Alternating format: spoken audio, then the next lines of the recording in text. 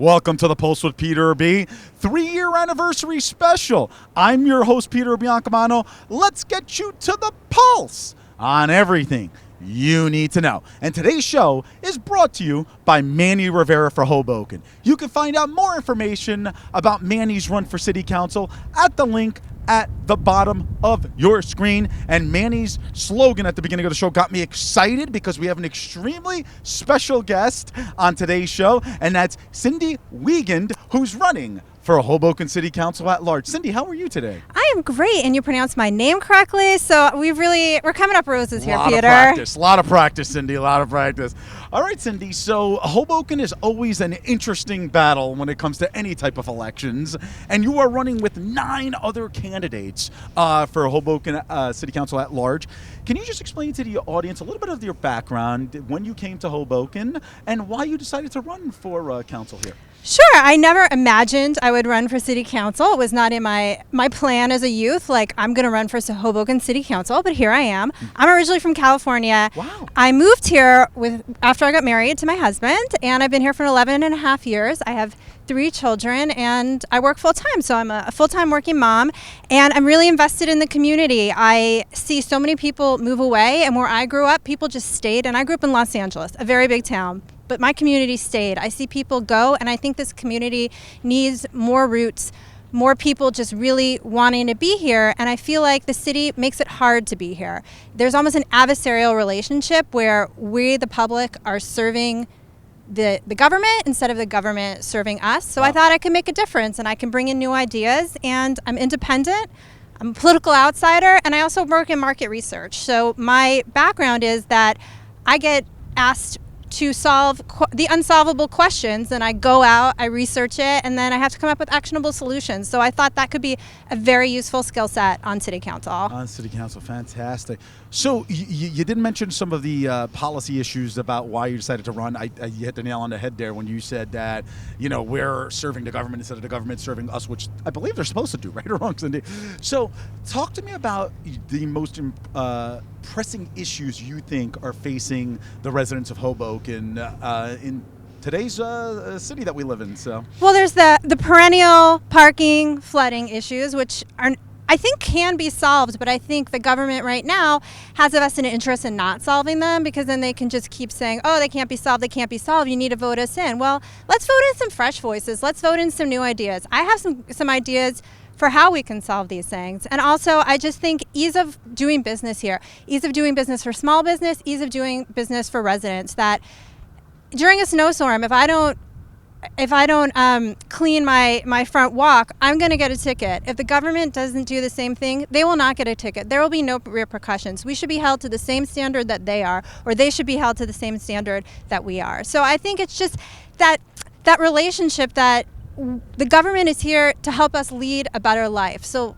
let's live our best life. Incredible. And how many times do you see, and I'm just going to draw out an example of something that you mentioned right now, where, you have residents of Hoboken going out, cleaning up their sidewalks with snow, and then you go by City Hall and you're almost going to slip and fall. I mean, and that's it's exactly all the what time. You're talking about, yeah. right? Yeah. And there's garbage everywhere. I remember when we had garbage pickup 6 days a week, and then to fill the budget for a mere $100,000 of a savings for the whole year, we don't have garbage pickup one day. And I've seen that just flow across the city over the past several years. And we're a walking city. We've got to be beautiful. Exactly, yeah. Now, you spoke about flooding. I mean, it's such a prevalent issue in the city of Hoboken. I feel like we're getting these storms, these once in 40, 50-year storms every 3 weeks. I mean, what specifically do you think the city of Hoboken needs to do, and what can you do as a Hoboken City Council person to alleviate these people's basements getting flooded and people not being able to leave their houses for days after a rainstorm? Well, I like to say that sewers are not as sexy as seawalls, but sewers are what we need to talk about. And one thing we could do is really target the parts of the city that are most prevalent of flooding, and then just replace sewer there, where we separate the drain water from the wastewater, or the rainwater from the wastewater, and that will hopefully alleviate the problem of all that backwash. We can't fix every part of the sewer, but if we really micro-target those parts, I think that will help a lot. Okay. That's very, very interesting because, of course, you hear the news articles and you read news articles, I should say, after a storm, and they're talking about rebuild by design, that these walls are going to protect it. Okay, fine, but what happens when the water comes up from people's drains and bathtubs and toilet bowls and all Exactly. that? Rebuild by design has a time and a place, but it's not every time and every place. And also, rebuild by design is expensive. We have to pay quite a big maintenance cost on that, and we have no answer budgetarily. How are we doing that? Are we raising taxes to do that? That's something else that this government likes to do, is just ramp up that budget. Well, we don't have unlimited means as residents here. Interesting. Very interesting. Well, Cindy, one of the things that you are doing is running as an independent, as you said for your answer in the first question that I asked. And there are 10 people running. There are 2 slates running, and, of course, 4 independents. We're actually going to have another independent on the show in the next segment, Ian Rintel. Is there a reason why you decided to go out and try to do this by yourself instead of running with a slate of candidates? I did, Peter. I mean, we are the home of Frank Sinatra, so I had no other choice but to do it my way. I love it. I absolutely love it. Absolutely. And Cindy, if you're out on the campaign trail, you're a fresh new face. You've never run for political office in town. You know how toxic the political environment can be. Our normal political analyst, Josh Sotomayor-Einstein, can tell you. But certainly, what can people expect? You come knocking on my door, and of course, if I don't slam the door in your face, which I won't because you're lovely, what can people expect when they open their doors, when they talk to you about some of the pressing issues in the city? They can expect someone who wants to listen and who's here to solve problems and not to fight or make excuses. I'm a resident just like the people I'll be talking to. I experience the same problems they do. So I want to solve it just like they do. Absolutely. Now, one of the biggest shocks in this election is that our incumbent mayor, Mayor Bala, does not have any competition. 10 people running for 3 seats for city council, but the mayor has 0 competition at the top of the tickets. Do you believe that it's either him doing a phenomenal job that nobody wanted to run against him, or were there other factors, maybe people were scared and so on and so forth? I'm definitely going to say the latter. And you're going to keep it that I'm just right? going to keep it like exactly. that. Exactly. Yeah, I like that. Keeping it clean, Cindy. Exactly. All right, we have about 90 seconds to go here. So I'm going to leave the floor to you here, which we're on this beautiful pier because there really is no floor. So the concrete slab to you. And I'm going to make you look in that camera right there. And I want you to tell the residents of Hoboken, specifically the voters of Hoboken, why they should come out and support you for Hoboken City Council at large. I think you should come out and support me because I'm an independent voice. We can only benefit from more debate, more independent voices, fewer rubber stamps. I care about this community. I'm here for the long haul. I'm raising my 3 children here. We're not going anywhere. So I want them to live in the best place possible. I grew up in a place that I'm very fond of, so I want them to feel the same about their city as well. Absolutely. And what is your ballot position? I'm lucky number 13H. 13H. H for Hoboken? Yes, I assume. Anyway. Well, Cindy Wigand, thank you so much for joining us. Candidate for at-large city council. Make sure you get out there and vote, folks. The election is Tuesday, November the 2nd. Yes. Polls are open from 6 a.m. to 8 p.m. And you can find Cindy with lucky number 13 in the H column. And thank you for having me. Of course. And maybe we'll see you on a future episode. I know we'll see you on a future episode. Well, if you're looking for a co-hostess, if this city council thing does not work out, absolutely. I'll have some time We're on my always hands. looking to replace Josh Sotomayor-Einstein. Always, Cindy. So thanks again. I really appreciate it. Thank you. Absolutely. Folks, we will be right back.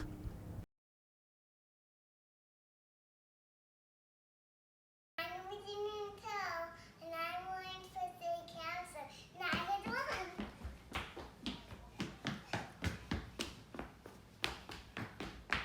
She is Cindy Wigand, and she's running for city council.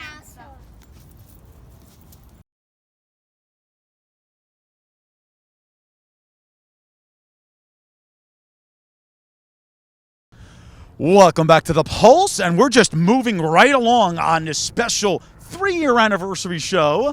And joining us, as I mentioned in the last segment, is another candidate for city council here in the city of Hoboken, and that is Ian Rintel. Ian, great to see you. How are you? Nice to see you too, Peter. Absolutely. Doing well. Exactly. Before we move on into your city council run, though, I think it's important that we let the audience know that you are a small business owner in town. I am. And if you want to tell the audience where that small business is, what it entails, and so on and so forth. So just to the north of Columbus Park, 10th and Grand, I have a family entertainment center. We feature golf simulators, pool tables, ping pong, board games, and a whole host of other activities, darts, foosball, and more, all right in Hoboken for the whole family to have fun at. That's fantastic. I mean, we have to go over there and bring our cameras, right, and do something cool. I think you should. I think we should too. Yeah, absolutely. All right, Ian, you're running on a ballot on Tuesday, November 2nd. Just so the audience knows, this is your first run for city office.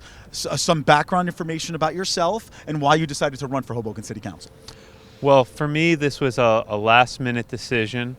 I was disappointed with the fact that the mayor hired Vanessa Falco to a position with the city admin.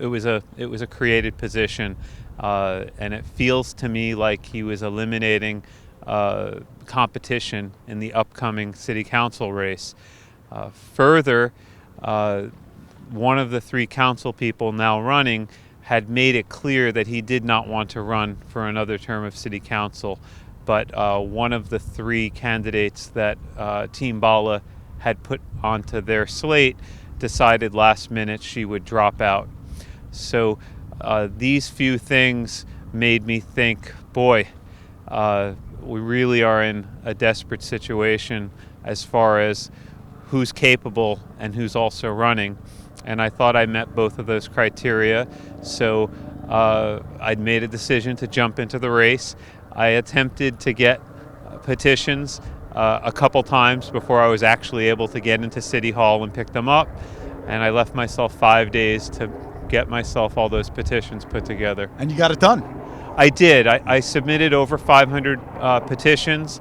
There was a little bit of a legal fight over whether or not I would be on the ballot, and a Superior Court judge made the decision that yes, I would be on the ballot. Perfect. And we'll put that link to the article regarding Ian's legal victory there. So, Ian, there is many issues that are pressing for the city of Hoboken, for the residents of the city of Hoboken. To you, what are the most important issues, and how do you plan to address those issues as a city council person? We really don't have 9 voices on the city council. We seem to have two sides, and two sides that just don't want to work together. And it's almost a microcosm of politics nationally, except nationally it's really Democrats and Republicans. But here in Hoboken, we've got factions, and we have a lot of animosity between various elected officials. And for me, I don't care who the person is. I'm not aligned with anybody. I'm going to do the work of the people. My boss is going to be you. It's not going to be, I'm not going to be sitting down with another council person or the mayor and coming up with an idea of how I should vote. You'll be influencing me. They're not going to be influencing me. Now, you mentioned that you're an independent. There's 10 Yes. people running for Yes. city council, 2 slates, and then 4 independents. We had Cindy on in the last segment who's running as an independent as well.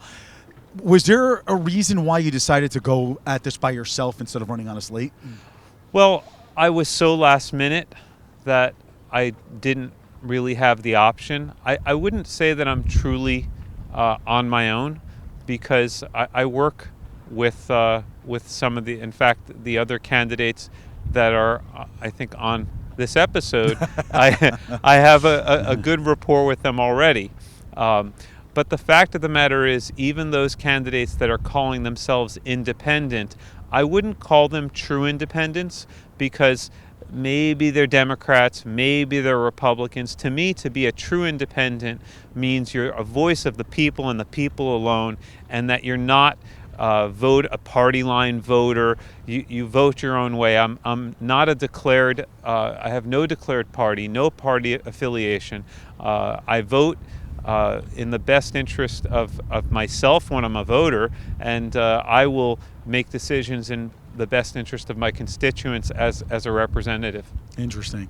So, Ian, as I mentioned, there's 10 people running for city council, but at the top of the ticket, Mayor Bala, there's no opposition. Of course, he's running for re-election for mayor again.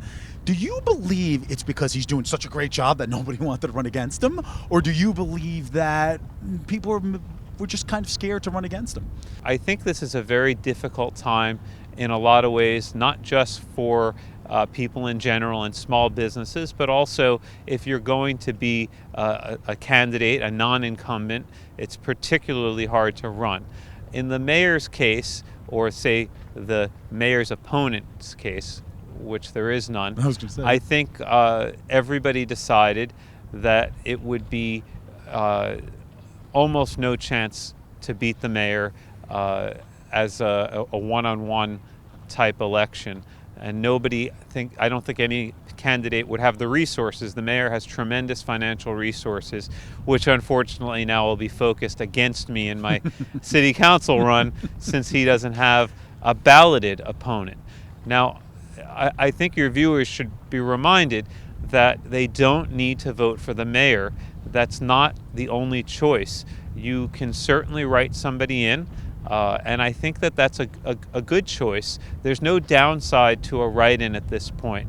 It's not like there are two balloted candidates and a write-in vote works against the lesser of the two evils. This is a common problem for me in national politics, that I'm voting for somebody because I dislike them less, rather than voting for the candidate I like more. But there's no downside to writing in, because the mayor is unopposed on the ballot. And if a lot of write-ins happen, it could result, I think, in a runoff. But the mayor is not opposed, so you're really not hurting anybody. It doesn't hurt you at all to write somebody in. Well, we're almost out of time, Ian, so I'm going to leave the pier to you here. Okay. I'm going to ask you to look in your single-shot Sure. camera there and just discuss, or tell the audience at home why they should come out on Tuesday, November 2nd, and vote Ian Rintel, and make sure you say your ballot position as well. So I'm not a politician. I'm a business owner. I've been through the rigmarole starting businesses, large businesses, that required a lot of work, hard things to do in Hoboken. And I'm not going to talk a lot about things like we should have a pool. No, if you elect me, I will start digging that pool. I will get things done. And I know we need a lot of things done. And I know that Hoboken can be a whole lot better than it is presently. I've been in Hoboken for 23 years. I've had a lot of promises made. I'm sure that there's been at least 23 times that a swimming pool was promised to Hoboken residents. And I'm sure throughout this campaign there'll be many more promises about that proverbial swimming pool. But in fact, Hoboken does have a swimming pool, and Peter probably knows where it is. It's just a couple blocks from where we're standing right now, and it's a defunct swimming pool located in what was formerly the YMCA. So for me, the first thing I would do is figure out what we could do to get that swimming pool swimming again. But we should have an appropriate outdoor swimming pool too, and I'm going to look into real options. But beyond saying that I'm going to look into options, I will make it happen. That's what I'm about. I make hard things happen, whether it's opening up a pool hall, that's not a swimming pool, but billiards, or a golf simulator facility in Hoboken in an old sewing factory. These are the types of things that I do. All right, Ian. And what's your ballot position for the audience? So I am 3H. 3H for Hoboken, as I like to say. Hoboken, yes. Exactly. Thank you so much for coming on. I really Thanks, appreciate Peter. it. Absolutely. Folks, we will be right back. We're Cindy Wigand. And Ian Rintel, and we are each independently running for City Council. Our only loyalty is to the Hoboken resident, and if elected, we pledge to only consider your interests. We will not be involved in cronyism. We will not make deals outside the interests of constituents. We will uphold the ideals of democracy and work hard for all of Hoboken. Please vote 3H and 13H for Ian and Cindy on November 2nd.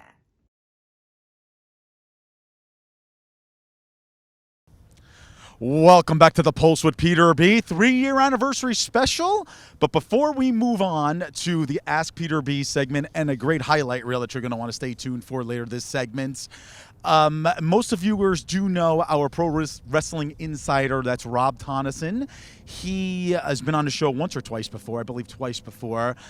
We want to send our condolences out to his family.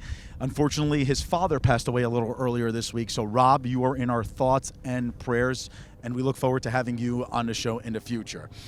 Moving on here, joining me to my right is a guy that needs no introduction, but I'm going to introduce him anyway, and that is our political analyst on the show every week, and that's Josh Sotomayor Einstein. Josh, how are you today? It's good to be here with you. Absolutely. So we're going to have rapid fire. We asked a bunch of questions we asked for questions from our audience earlier this week on our social media platforms and on through our email address.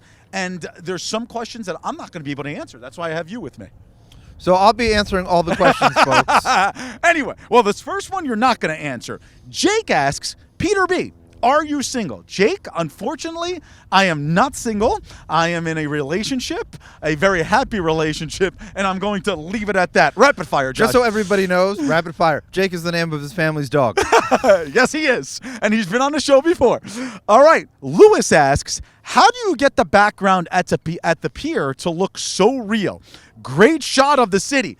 Well, Lewis, I'll leave Josh to answer that one for you. Through the magic of nanoparticles, we are able to actually set up on the pier, so it's not actually a green screen. And Greg, our wonderful videographer, is able to make this look really, really nice. Absolutely. This is an actual real shot of New York behind us. Pam asks, I have a startup business and would love to advertise/appear on the Pulse. Do you accept all types of sponsorship opportunities? I will leave that to our CPO. Josh.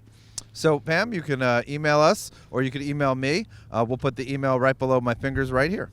There you go. Perfect. Now we're moving on to some Instagram questions, and this name's going to look familiar, this first hashtag, and that is at Haley Zemek asks, what is Peter B's Zodiac sign? I want to see if Josh knows that.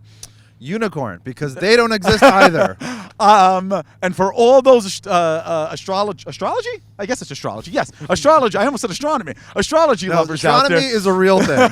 Astrology lovers out there. I am a Sagittarius. My birthday is on December 3rd, so send your gifts very soon. The next person, another person that sounds very familiar, at Greg Steven Schultz asks, how does it feel to work with the greatest videographer New Jersey has to offer? As soon as we find that videographer, we will let Greg know. Moving on. At Jen23 asks, does the Pulse have a slogan that represents the messaging and meaning behind the show's creation? Josh. So the idea of the Pulse is the common expression that we have the pulse of something, that our finger is on it, that we know what is going on. That's the idea of the Pulse. In the same way you put your finger on somebody, feel their pulse, you know what's going on with them, you know what's going on when you watch The Pulse with Peter B. And Josh will not be putting his finger on anybody on the Pulse, just so you know. Anyway. Welcome to the Einstein Hour. At Dr. God, forgive me for butchering this, Cream asks, what is your favorite Hudson County-based charity or service organization? I'll start first. Mine is the Hoboken Homeless Shelter. Josh? So I'm a big fan of True Mentors. It's a mentoring program in Hoboken, but I also think the Jubilee Center is a wonderful organization, and there's just so many to choose from. Perfect. At Relandish asks, when will we question the safety of electric delivery bike speed on our streets and sidewalks? I'll leave this one to Josh. Whether it's the electric scooters that some people want to come back, electric bikes that are taking up parking spots, no enforcement exists when it comes to the non-car vehicles, and that's something that we will be diving into and we have talked about in the past. So stay tuned. All righty. At Nick Nico, because I guess she loves the Pulse, that is, asked 3 questions. So we'll start them in rapid fire. It's a trinity of questions. Exactly. What is your favorite memory of the Pulse and why? I'm just going to say every show is my favorite memory of the Pulse. Josh? I think when Alexandra Tava was on with the sound healing, I think that's my favorite memory of the Tibetan sound healing bowl thing. The next question she asked was Italian-American cold cut combo. Not going to answer that, Josh. Well, I think Italian American food and cold cuts is wonderful, and you should definitely go down to M&P Biancamano's. Very but good. When it comes to ethnic food, Jewish deli is better. We'll disagree on that one, but we have to move on. And then she asked, and this one Josh cannot answer, who is my favorite NFL AFC team, that is? Well, everybody knows that I am a huge fan of the Dallas Cowboys, America's team, the only team you should root for in the NFL. So, therefore, I have no favorite AFC team. I am strictly a Dallas Cowboy fan in the NFC. Do you want to take that question? Go sports. And finally, @Popmaster asks, my favorite topic on the show. If I had to pick a favorite, then I wouldn't talk about the other topics on the show. So they're all my favorite topics. Josh? Politics. Of course. Well, of course. I think it's fairly obvious. All right, we have to move on to our highlight reel. Josh, thank you so much for joining us today. That was a lot of fun. I'm not leaving. Oh, okay. Well, we're going to have to throw them in the river. Swim with the fishes, right? Folks, today's show was brought to you by Manny Rivera for Hoboken. You can find out more information about Manny's run for city council at the link at the bottom of your screen. Stay tuned for the Pulse 3-year anniversary highlight special highlight reel. I just said highlight twice. And we'll see you next week. Have a great week, everybody. Welcome back to the Pulse with Peter B. And folks, this is the first time in a very, very long time that I actually filmed all 3 segments of my own show. You have just been named, Pietro Dad, for having the best sandwich according to Food and Wine magazine. What was that sandwich that they said was the best sandwich of the state of New Jersey? The best sandwich was mozzarella and roasted peppers, which the fresh mozzarella that I do here in the house every day, the roasted pepper that we do and we put our own seasoning.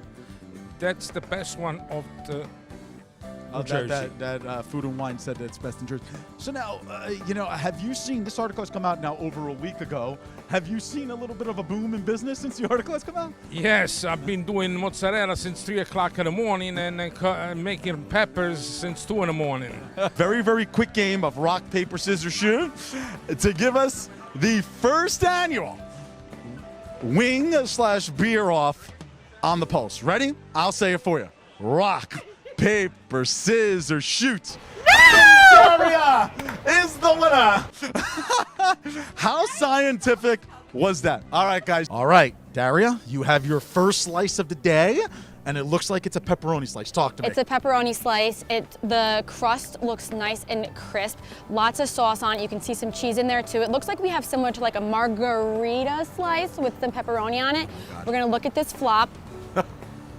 Here she goes. Now, folks, we're at Urban Coal House, 116 14th Street in Hoboken, and I'm hearing Look at her. She's bringing out her best Dave Portnoy. All right, so this is what we're going to do, Daria. This is what we're going to do. So you know how Dave likes to do, like, the point spread and things like that? Here on the Pulse, in order to have a pulse, you have to have a heartbeat, correct? So we're going to call them beats today. Beats. Top 4 beats. Ooh. 4 being the highest, 1 being the lowest. You know, how many beats is the Urban Coal House slice right now? 3.5.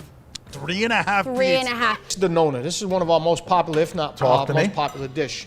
That's a pork gravy, which with pork butt, sausage, homemade meatballs, and ricotta. Oh my That's a very popular dish. It's one of our best Guess sellers. what I'm doing? I'm digging right in. Look at that piece that I got right there. Oh my God. Okay, our production assistants are like melting at the mouth over here. Look at me. I'm holding 2 forks. I don't even know what I'm doing here, Frank. This is how good this food is. You'll get your It's so turn, good. guys. You'll get your turn. Oh well. Don't touch your face afterwards.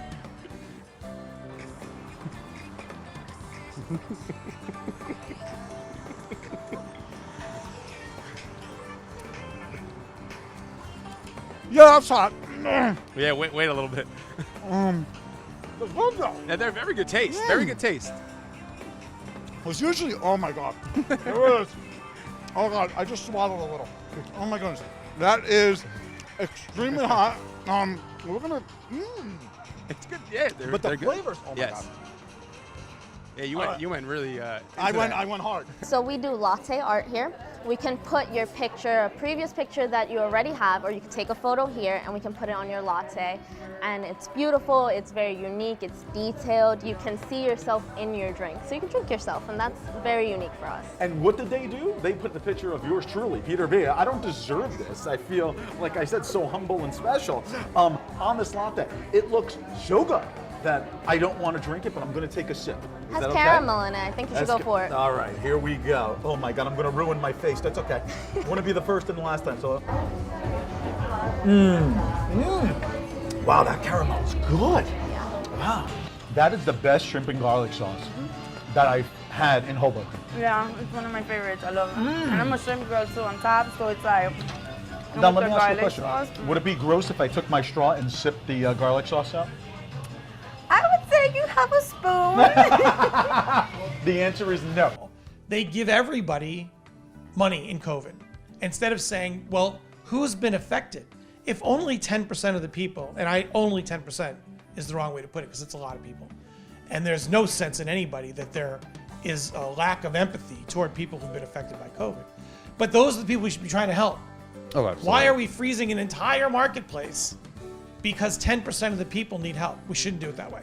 Well, I think there's definitely a strong argument for means testing any sort of government aid so that people that need it get it and people that don't actually need it don't get it.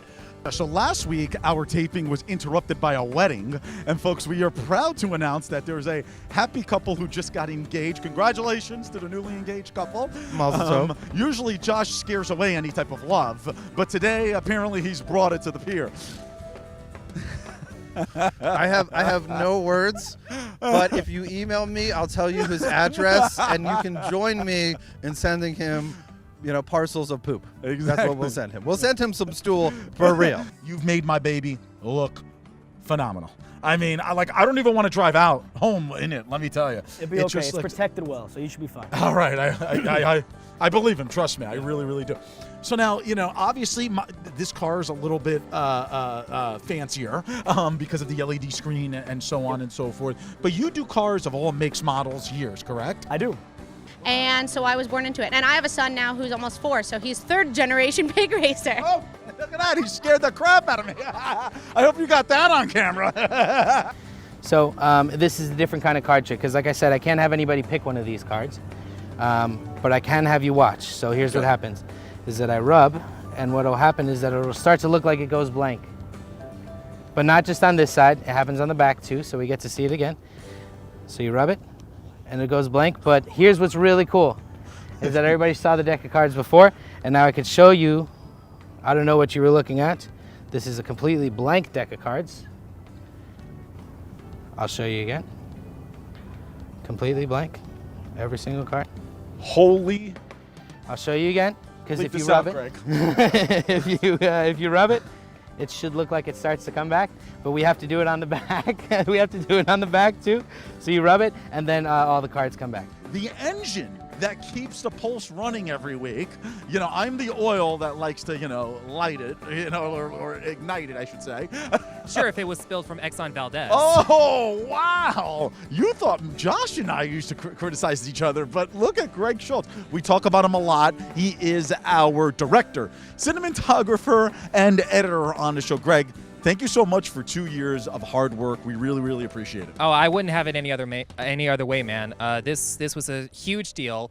This was the first time that I was allowed to grow, and I honestly wouldn't trade it for anything else.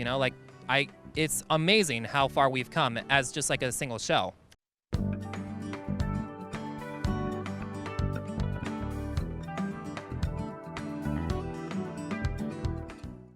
The Pulse with Peter B. is a proud partner of Eyes on NJ.